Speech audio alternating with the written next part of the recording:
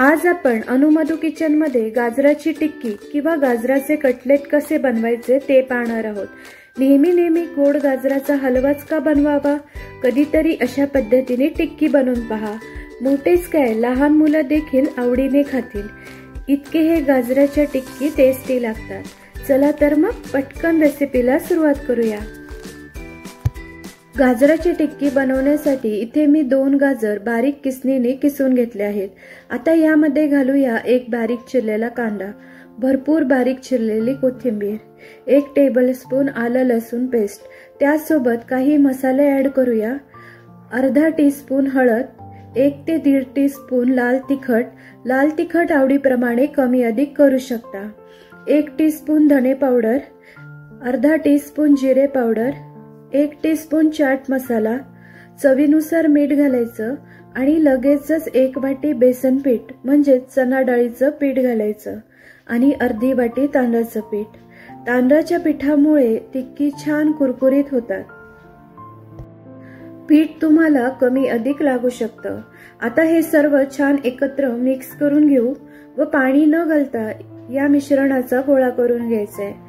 गाजराला पाणी सुटतं, त्यामुळे यात पाणी अजिबात घालायचं नाही आणि जर तुम्हाला मिश्रण सैलसर वाटलं तर तुम्ही बेसन पीठ यात वाढवू शकता। तर हे पहा, छान असा मिश्रणाचा गोळा करून झालाय। इथे टिक्कीचं मिश्रण तयार आहे। आता हाताला तेल लावून मिश्रणाचा छोटा गोळा तोडून गोल आकार देऊन असं दुसऱ्या हाताने दाबायचं व याला टिक्कीचा शेप द्यायचा। अशाच पद्धतीने सर्व टिक्कीज बनवून घेऊया। या गाजराच्या टिक्की छोट्या आणि थोड्या पातळ चपट्या करायच्या, जाड ठेवायच्या नाही, म्हणजे त्या व्यवस्थित फ्राय होतात। तर हे पहा, इथे टिक्की बनवून झाल्या। आता या पटकन फ्राय करायच्या। खूप जास्त टिक्की बनवून ठेवू नका, कारण गाजराला पाणी सुटतं। टिक्की फ्राय करण्यासाठी पॅन मध्ये 2 ते 3 टेबलस्पून तेल मी गरम करून घेतलंय। यात टिक्की सोडूया। लो टू मीडियम आचेवर या टिक्की फ्राय करून घ्यायच्या। तुम्ही या टिक्की डीप फ्राय ही करू शकता।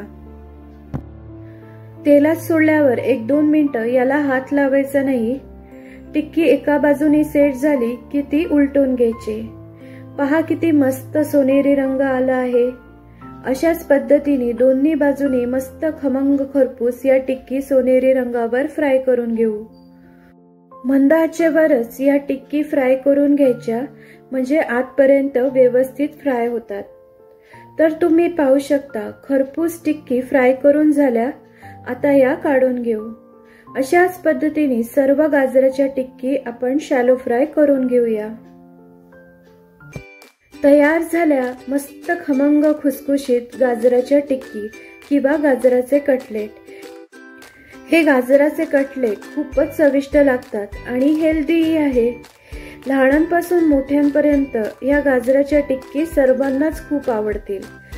तर आजची रेसिपी तुम्हाला कशी वाटली हे कमेंट्सद्वारे जरूर कळवा। रेसिपी आवडली तर लाईक, शेअर आणि सबस्क्राईब करायला विसरू नका।